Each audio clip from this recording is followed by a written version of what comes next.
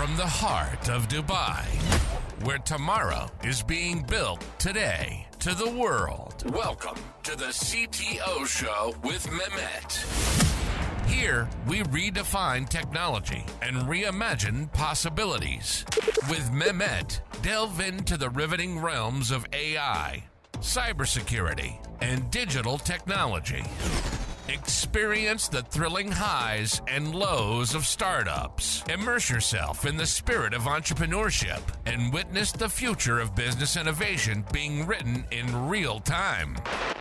Now, without further ado, let's tune in and explore the future. Hello and welcome back to an episode of the CTO Show with Mehmet. Today I'm very pleased. Joining me, Luv Kapur. Uh, you know, the way I love to do it, my guests, all of them, they know about it.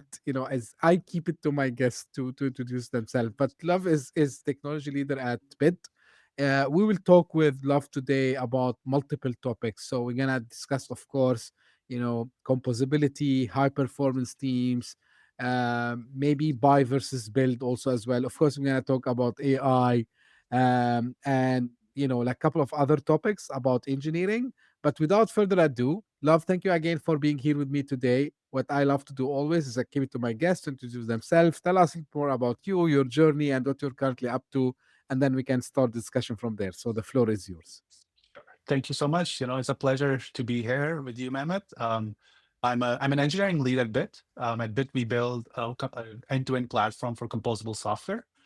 Previously joining Bit, I've led platform teams. I was engineering lead for a platform team in a fintech company where we had tens of 20 to 30 developers working on internal tooling. And our goal was to make sure teams can develop software faster and more efficiently. So I've always had a love towards dev tooling, as much as I love working directly on the product, but watching my work empower developers who are helping build these products has been very satisfying. So my career has been mostly working with dev tooling, working on platform teams, building internal systems. And that's how I got into composability and Bit, where I was actually one of the first enterprise customers for Bit when I was in platform lead. I got Bit adopted across the entire enterprise. And once my work was done, I joined Bit so I could, bring the power of composability to more than just one enterprise and to a larger group of, whether they're startups or other enterprises itself. So now I work both on the open source and the enterprise software for us. And I also directly deal with customers as a solution architect, understanding, how the integration goes once they adopt Bit itself. Great. And thank you again, Love, for being here with me today. Now, kind of a traditional question, I would say. So, for the audience, tell me more. What do you mean by composability? Of course, of myself, I know, but this is just to kind of demystify things and modular architectures and what you know draw you to adopt them, and maybe you can talk to us also about the benefits that clicked really for you.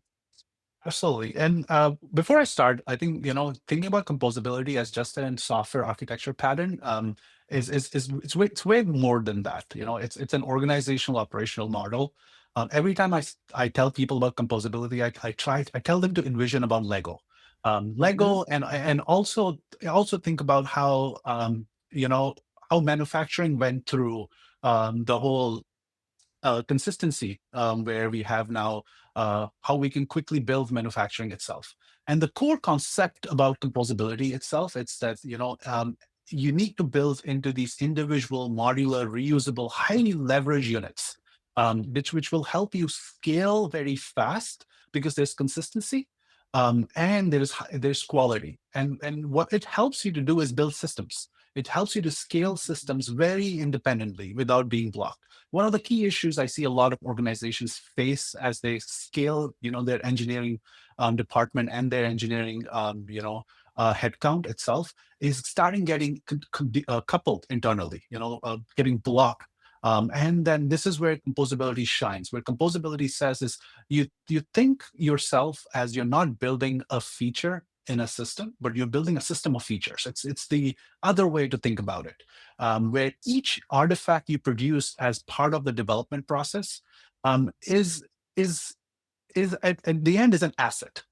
And that asset can be used, can be leveraged, can be rebuilt, and anything you do in future can utilize the asset you have built. It's not throwaway itself, which has a tremendous impact. The consequences of this is that subsequent as you iterate on your software, as you build your teams, as you move forward, as you scale, things get faster, things get more consistent, things are able to deliver sister. So the core concept again is you decouple yourself, you build these highly modular, reusable artifacts as part of the development process. You organize yourself as team. If you think about composability at an organizational level, in the same way where each team is completely independent, they own end-to-end systems. Their systems can easily get integrated within internally and can build on top of it.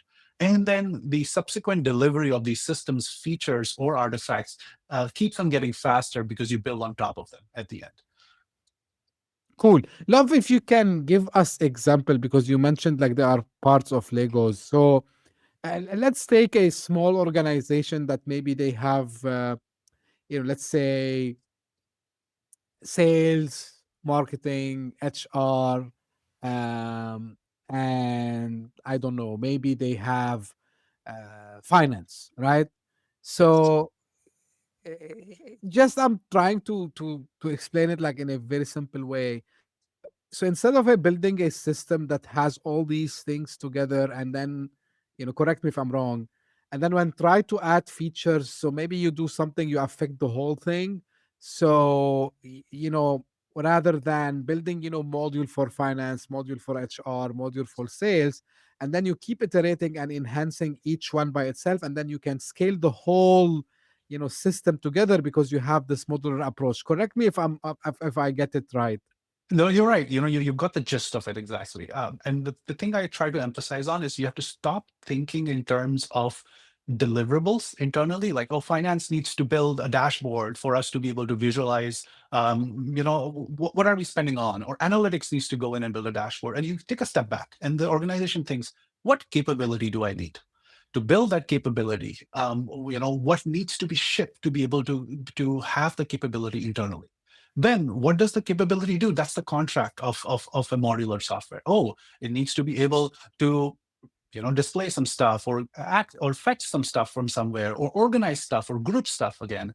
And then you build this capability as a part of a reusable module. And then you think about it of who will consume this capability. So in terms of, let's say, if you're building a deliverable or a capability for finance, you understand what my customer in finance are going to use for, how are they going to implement it?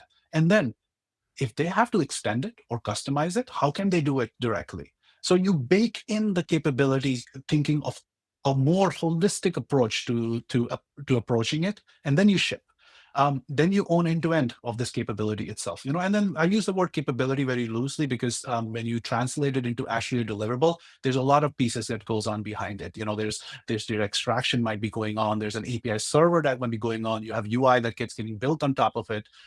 So you try to modularize everything into a single unit, and then you ship. And then you make sure there are clear contracts on how it behaves, how it extends. What this empowers you to do is now you understand as an organization at a given point of time what my capabilities are.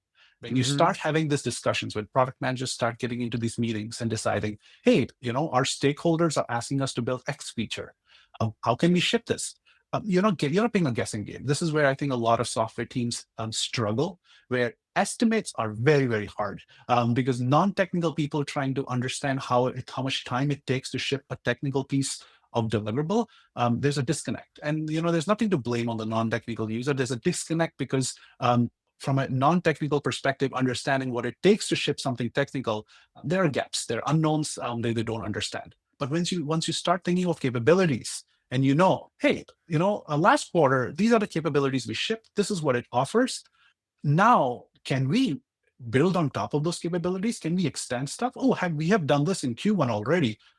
Let's take that system and build on top of it. Now you're having more intelligent, more accurate conversations around this. So this has that impact overall when you start Right. working through composability. Great. Now, there's another concept, or let's say it's a common term. We hear it a lot, Love, which is, high performance platform, right? So, in your experience, what do you really defines, to say like this is a high performance platform? And how does the composability enable that, in your opinion?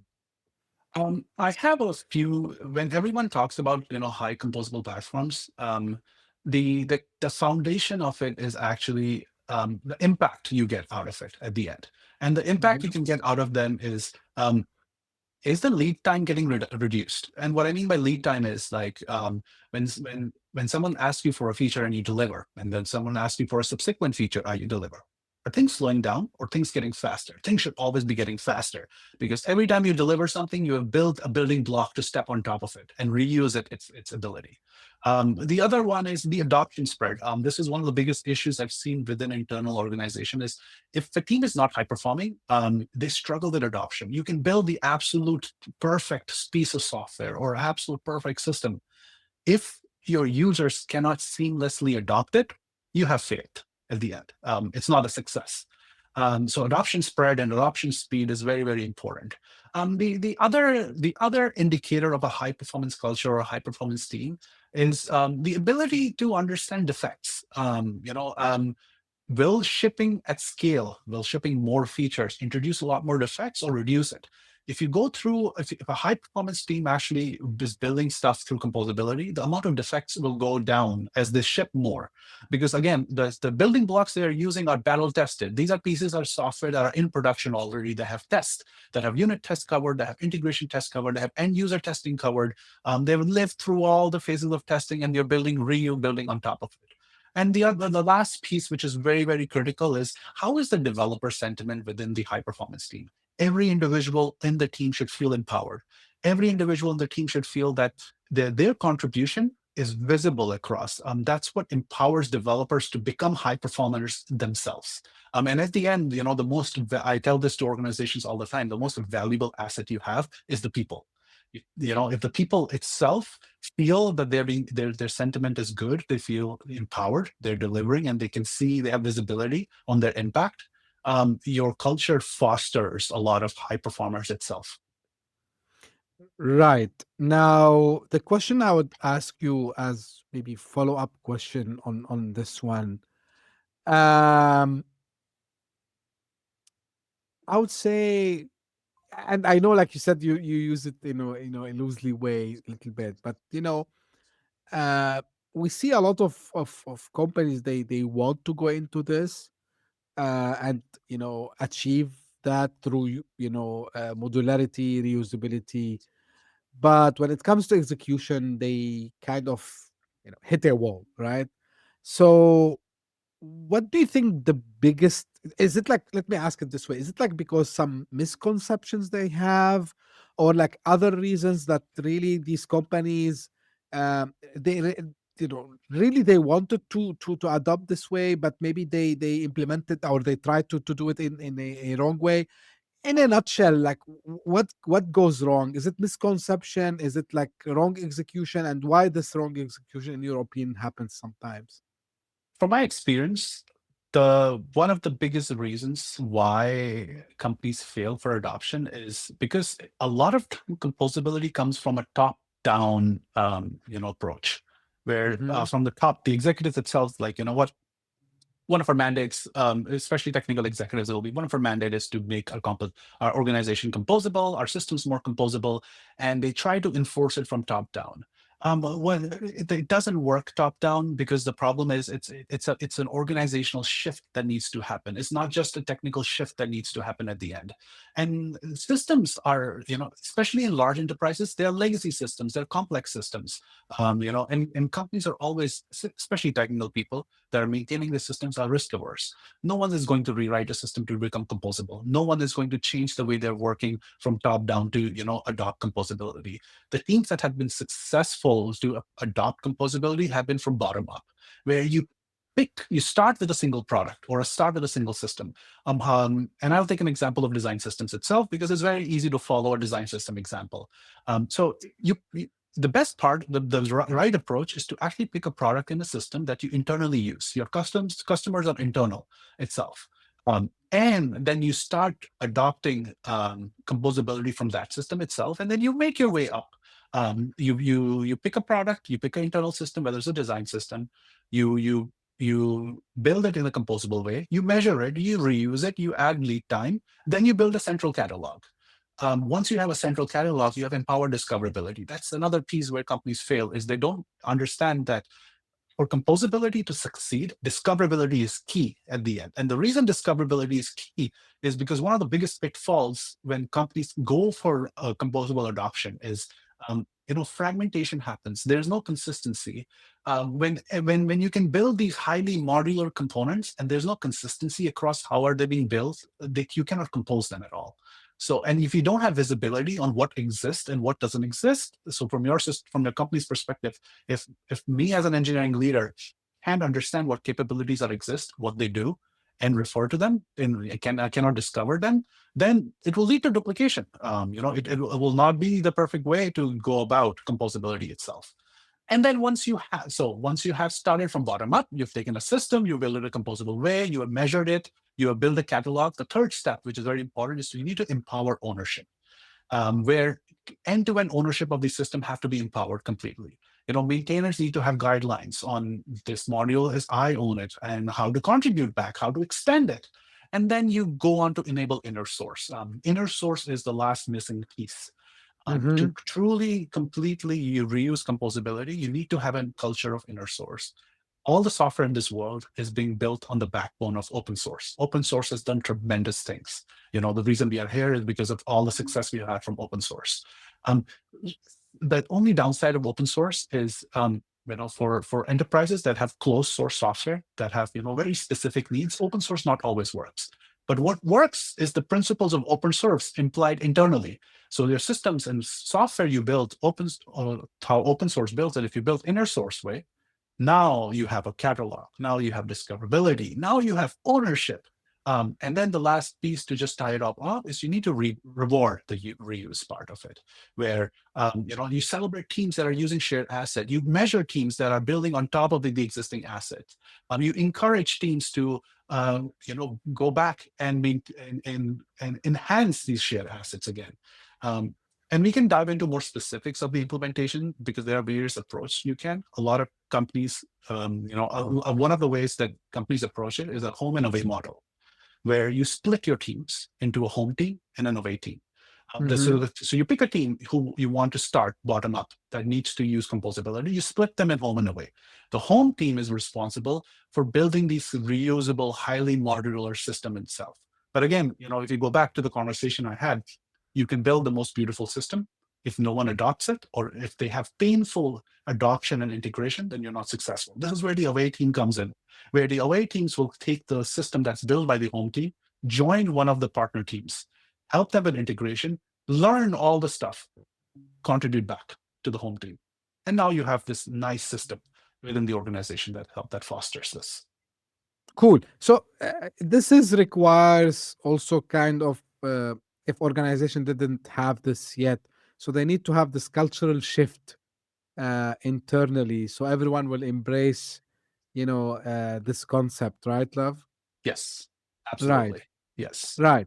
Now, I would like to, see tangible things that maybe you can share when it comes to results, right? Because I know, you talk about like how this, of course, you mentioned about the collaboration and the ownership and the transparency, but when it comes to like more tangible results, like have you measured, like, for example, how much faster, for example, a product start to get shipped, or like how more stable the product would become, maybe less number of bugs. I don't know, like maybe you can highlight about some tangible metrics also.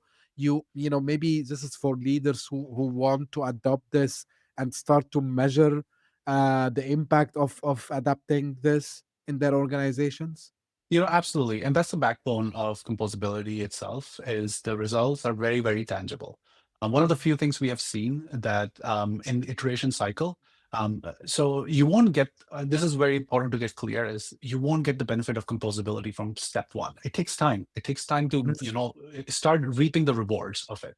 So if you start building composable systems for, let's say, Q1 itself, what we have noticed that subsequent features in Q2 start taking 25% less time to build. Not just they take 25% less time, because the reason is because you're reusing what you have built in Q1. They also, what they do is they reduce the amount of defects, because the more amount of new code you write, the more probability of introducing defects increase, because the surface area increases. This also ties back to the topic of composition versus generation in AI, and we can dive into it later. But this is the reason: the more code you generate, the more code you write, the more defects. So we've noticed defects start going down at least by a third, 33%, as you start composing more. The biggest advantage which we noticed, which we wasn't expecting, this was a surprise for us when we started measuring this, is the power you get, adoption to composability, is liquidity in headcount.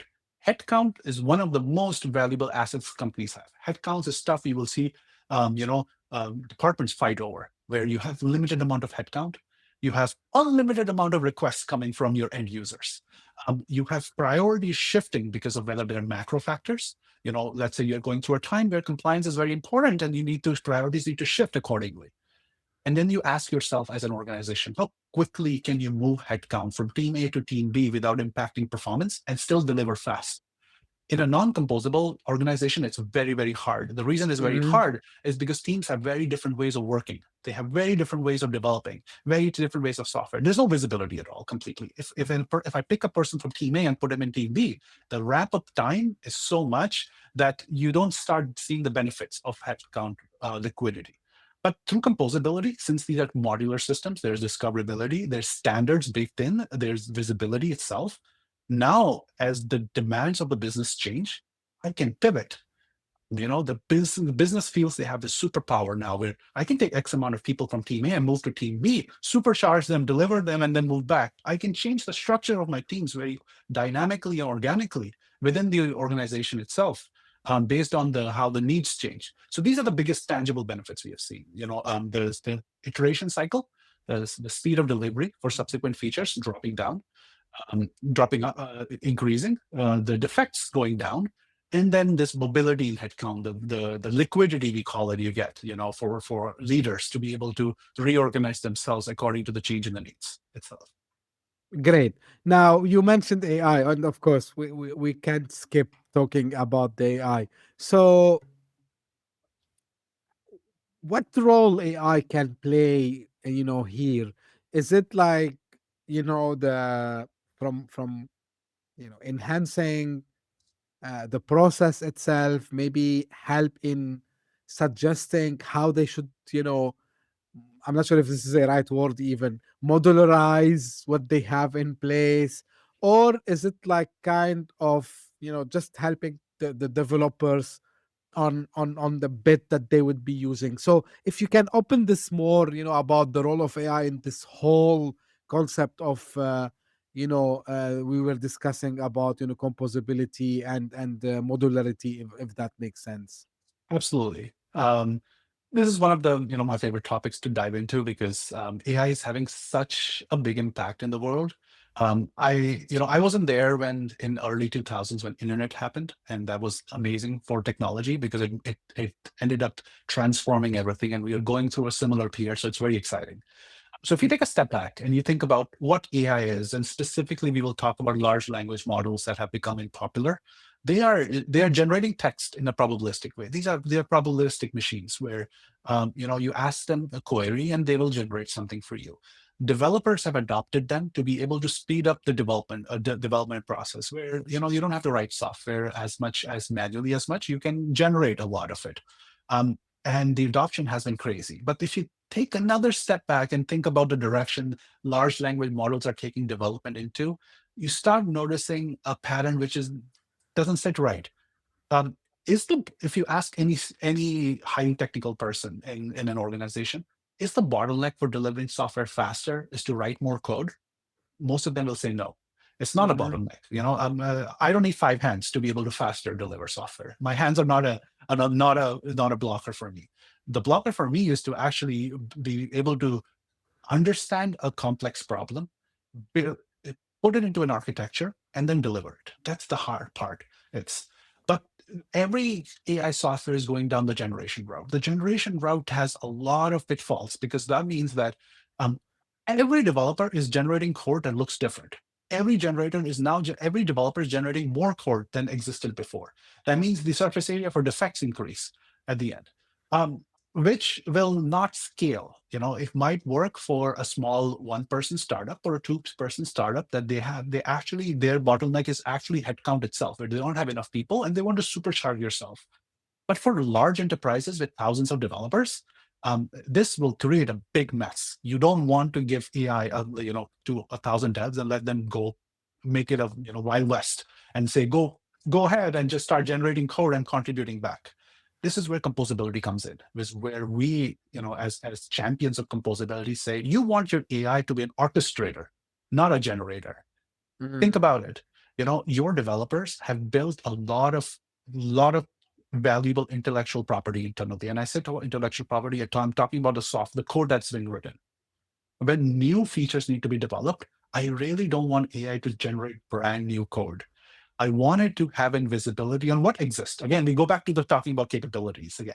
What capability exists? What needs to be built? What is the gap? What can I reuse? What I can build on top of it?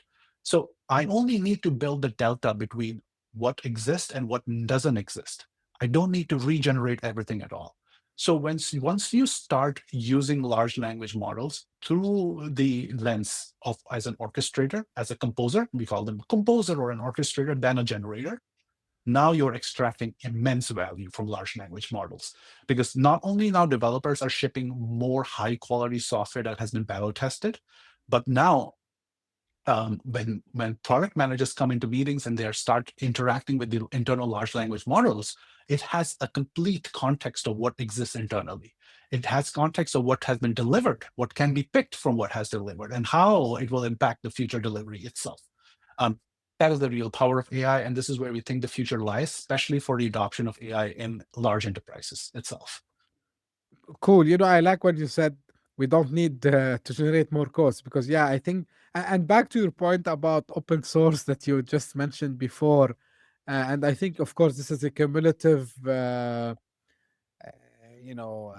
would say it's a heritage of all the work that have been done before the age of AI, all the people who have, created these repositories and, they created all these, frameworks, right? And, Yes. and the templates and so on. But still love, and maybe, I'm just, kind of wondering and, seeking answers from you. Um, and this is maybe applies more to new teams or startups rather than bigger companies. So maybe they, and it's better to do it early. So if they can do the modularity, the composability early, it's better for them because this will help them to scale better also in the future and about the performance as you said. But maybe they would need also some best practices regarding maybe choosing the good technology to use, maybe the right platform to use. Do you see AI also kind of acting as a smart consultant, or I don't know, like maybe um, and kind of architect that gives them, okay, like for this use case it's better to use this framework and that framework. I'm going to the nitty gritty a little bit here because expectations from AI are very high. Are we there yet? Do you think AI would be able also to advise on like what technology fits us better, like what kind of architecture we should use, which languages, which kind of databases will fit us, for example? What's your Abs- take? Absolutely. I think we're getting there. We're close, especially if you look at the graph on how quickly AI is improving. Um, uh, is absolutely mind blowing to see how quickly the changes are. So I think AI can absolutely play the role of a consultant and an architect that can actually do the guidance part of it. The reason is because it's trained on a lot of good work, like you talked about. The heritage of open source. That's one of the main primary source of what AI has been trained on. So if you're starting fresh, and if you're a small company, and you're trying to understand which direction to approach for a given piece of problem you're trying to solve, the AI will do a good enough job to guide you. Where it gets even more useful is for larger enterprises that have already taken a direction already. Let's say, they picked a framework, they picked a language. Now, what differs from, a single person startup or an indie developer versus a large enterprise is not only you have all the standards that are open source, you have internal standards that make sense for you to scale. A 500 to 1,000 person development team cannot just go with an open source, just a framework, and then expect that it scales.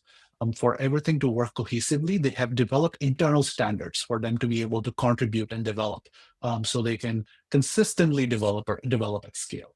This is where the AI can play a very powerful role itself. That if it understands your internal capabilities, if it understands your internal development standards, and it can help you and guide you in the right direction to keep those internal standards and improve on them as you scale, then you're reaping a lot of benefits from AI stuff.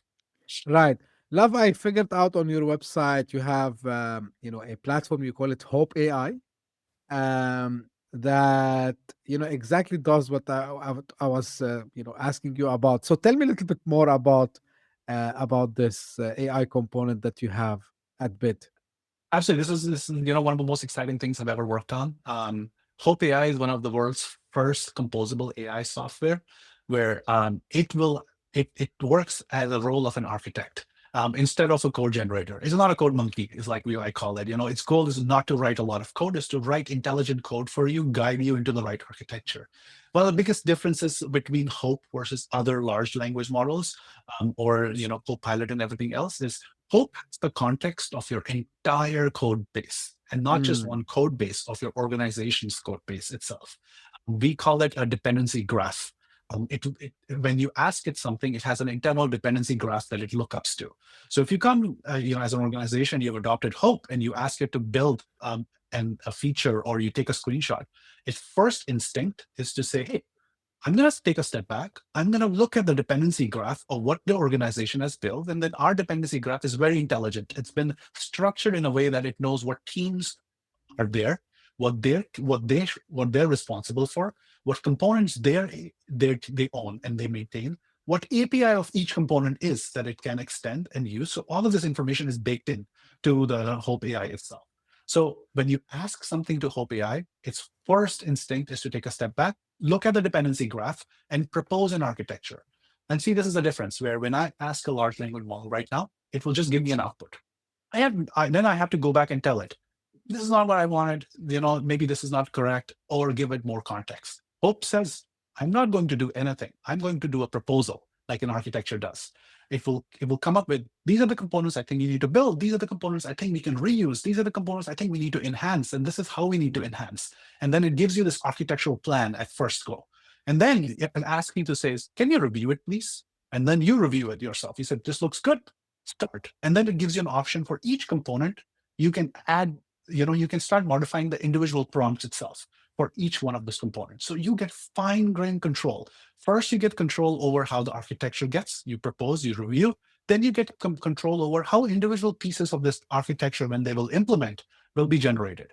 And then Hope starts generating those complete architecture. And Hope is capable of not only building, just the front end, it actually builds end-to-end systems completely, whether it's databases, APIs, it will deploy it for you. You can review it with teams. We have a whole review process you can go through. And Hope shares the same workspace like you. So if the agent is working and it makes a change, you can just go to the same workplace, make a change, and the agent picks up. It's like, oh, we both of us are working as collaborators on the same workspace. So your code mm. changes get reflected immediately on what the agent is working on. And that's what shines. This is very unique about Hope AI. Is this, it's one of the first composable AI architect that works through composability itself. Very cool. And as I told you, like this is, you know, it caught my eyes when I was reviewing the website, and I decided also to bring it to the topic here.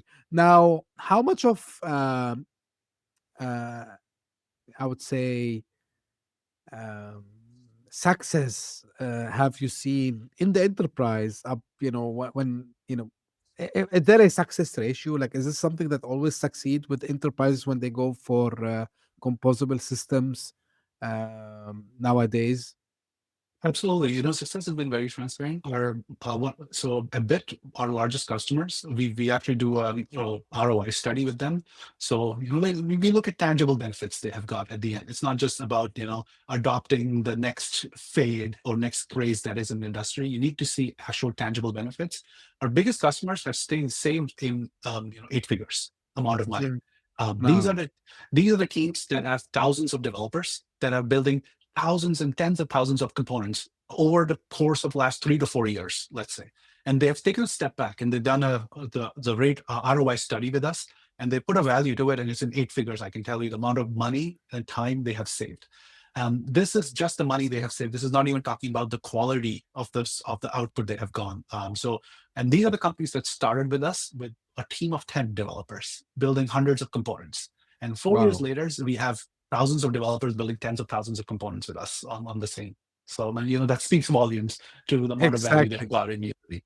Yeah, I'm a number driven guy, so when I hear this, as I like to hear these stories, and the way you measure the value proposition, I would say. Now, moving ahead, love, like, how do you envision the future of platform development? Right. So we talked about AI. There's a lot of things that are going around AI also as well. Of course, no one has a crystal ball. I know this, but with everything we saw in the past, I would say 3 years, let's say, right? Since, of course, LLMs have been there for longer, but they started to explode in the since 2022. Where do you think we are heading? I would say at least in the near future. I would not ask you about 10 years or like long term. I think we are, and this is the best guess I can make from the facts we have in front of us. I think we're speed running towards democratization of software itself. From all this while, if you look at 10 years ago, there was a new trend that picked up, especially when I was part of these enterprises leading platform teams, no code tools, citizen Mhm. developers. This was the biggest thing because the company, large enterprises have a lot of non-technical users that are working with systems they want to control or modify at the end. And these are internal systems they're building. My experience mostly has been with large financial institutions. I work with a large pension fund. We manage hundreds of billions of dollars in money movement a year. And we had portfolio managers. And I take an example of portfolio managers that are highly intelligent. They're dealing with billions of dollars in software. We are building internal custom trading solutions for them. At some point, they understand their domain so well that they want to take control of the piece of software stack and make changes Mm. and do stuff. Um, then we moved on internally. What as part of the platform leadership, we started developing a citizen development platform for them to enable them, where built-in data pipelines were giving them the data they need. Built-in UIs were letting them to build UIs and let them go, give them freedom to express themselves and start building stuff that makes them useful. That scaled for a little bit, but that had its limitation with itself because again, you're dealing with non-technical users. This is what I see is what's going to happen is citizen developers are going to be able to contribute 80% of the as much as current technical developers are able to do. They will feel the sense of freedom within themselves now, where non-technical users within large enterprises are able to now control the softwares they are using, which are built by technical people. They're able to contribute back and make a real tangible change to it on how it affects their own workflow. Because large language models are going to make software so much more accessible for non-technical users itself, and that's the thing. I think that's the next big craze we will see is the empowerment of citizen developers from just not being citizen developers to be actual developers that are working on technical stuff they're using an end-to-end basis. But we will need to have the engineers, right? Absolutely. That I think that's not going away. Every time someone tells me that AI will take all software jobs, I ask them, is there a limited pool of the work that needs to be done? If you work in a large enterprise, we have always more work than you can do. Absolutely more work you can do. The reason you don't work on the other stuff is because you don't have enough people to be able to do it. So you don't focus on those problems. What AI will do is it will free the highly technical people to work on more highly complex problems at an enterprise scale. The problems will not finish. They will just get more complex and more technical, which now will become more achievable, which were not achievable before. Because again, to build a complex software, it takes time and cost. You reduce time and cost, that doesn't mean that the developer goes away. It just means the more amount of work can get done and more complex work can get done. Right. Yeah, since my opinion also as well, because there's and people forget about it, is developers, I mean engineers and everyone, but I'm biased because I'm an engineer also as well. So there's the creativity part, right? Which yeah, I can think with you as a co-pilot as you described it, and we know this, but AI will not go and find new ideas to go work on, or maybe it would not, be able to be as creative as us. I know I'm not sure if in the future this will change, but at least my interactions with you know uh, development leads, CTOs, everyone I spoke with in the domain, even the most people who are into the AI, that they will tell you like AI is going to be everywhere. They agree with me that yeah, AI would still have this. You know, it's gonna be a co-pilot, but we need still the human brain and mind to get new ideas, find new problems to solve. And as you said, like always, we can find work to do, and AI will just make this easier. And maybe we can give the AI, the less demanding tasks which are repetitive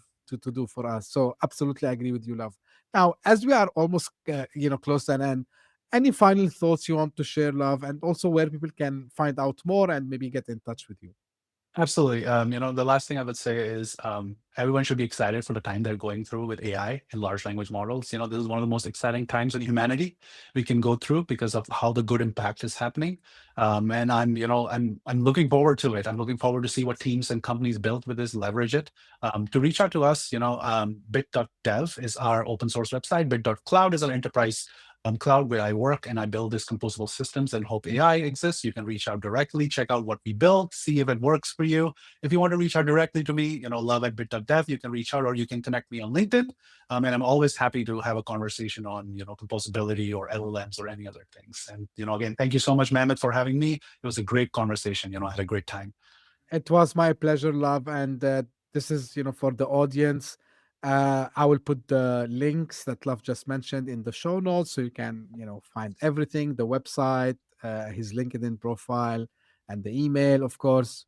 And again, I would love to thank you a lot, Love, for today. I also learned a lot about composability, reusability, and how organizations, small and big, they can leverage this. And as you mentioned, you gave us the ROI and how much savings can be done. So I love to hear these stories, and thank you for sharing that with us. And of course, I'm a big fan of technology. I'm an engineer, so hearing from experts like yourself is always a delightful thing for me.